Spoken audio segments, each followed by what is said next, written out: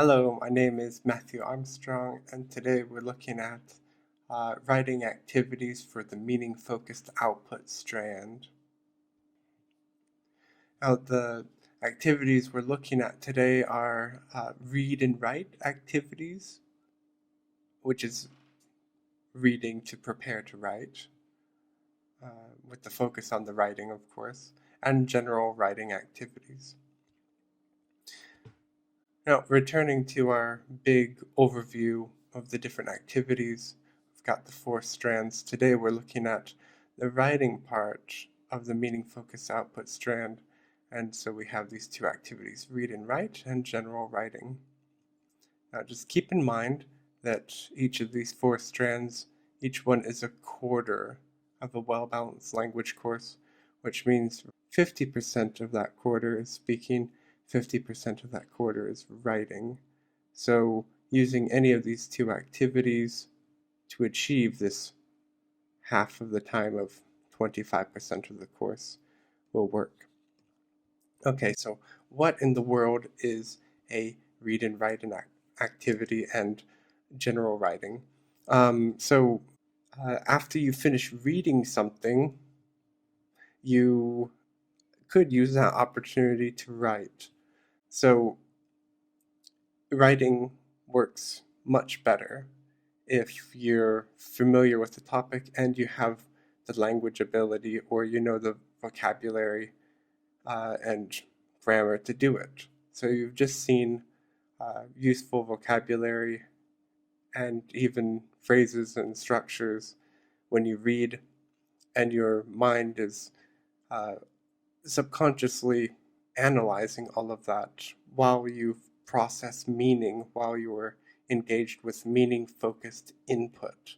So, um, so you just read a text, and then now you're going to write. So this allows for repetition of vocabulary and grammar from what you've read. This makes it more likely you're going to learn something from your reading. And so here are some examples. So one example, so after completing a reading, it could be an extensive reading or intensive reading activity, sit down with a dictionary and you just write about what you read. You could make this directed towards a friend, or it could be a diary entry, or it could be a blog post. But this activity, you should get some kind of feedback on it as well. Feedback. So that we can learn from this activity. So read and write, that involves two skills. So in order to develop the writing part, we're only going to count time for the writing. So the reading part could come from meaning-focused input, and we get credit for spending time there. And then when we go to do the writing part of the read and write activity, we get credit for the writing for meaning-focused output.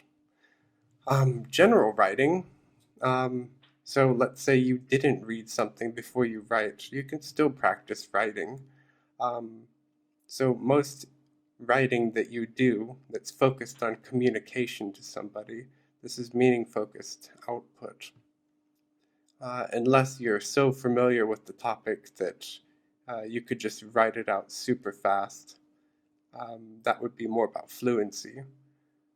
So in order to do meaning-focused output, just like with the speaking, we needed to stretch our ability when we're trying to communicate, whether it's through writing or speaking, with meaning-focused output.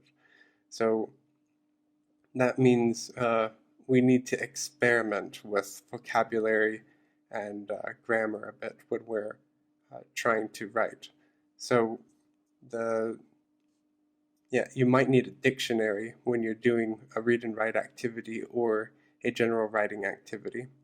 So an example of general writing activity could be a blog post, but you didn't read about the topic before you write it, of course.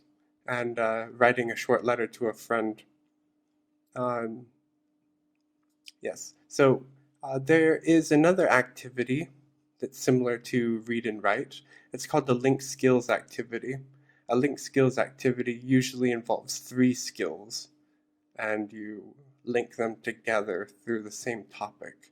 There's a video on that that you can watch. My suggested way of going about a general writing or read and write activity is to first decide if you're going to do a read and write or a general writing activity. It makes most sense to me with your planning of your language study to just um, recycle what you've read before and put it into writing. So that means you should watch the video called Planning a Scheme of Work. So in that video, I talk about how you plan a balanced course. So how do you choose the activities and make sure that there's a balance across all those activities and the four strands.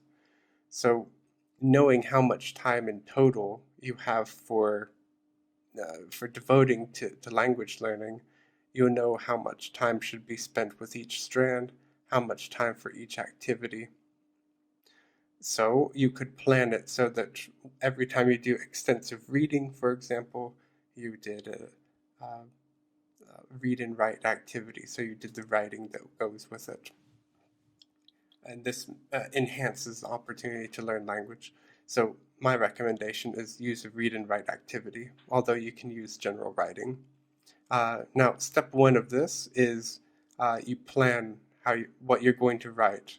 So it's easier to plan it if it's a read and write activity, obviously, because you will have read something first. Then when you sit and write, you can check in a dictionary. But if you get distracted with the dictionary and look up every word, then try not to use the dictionary to that extent.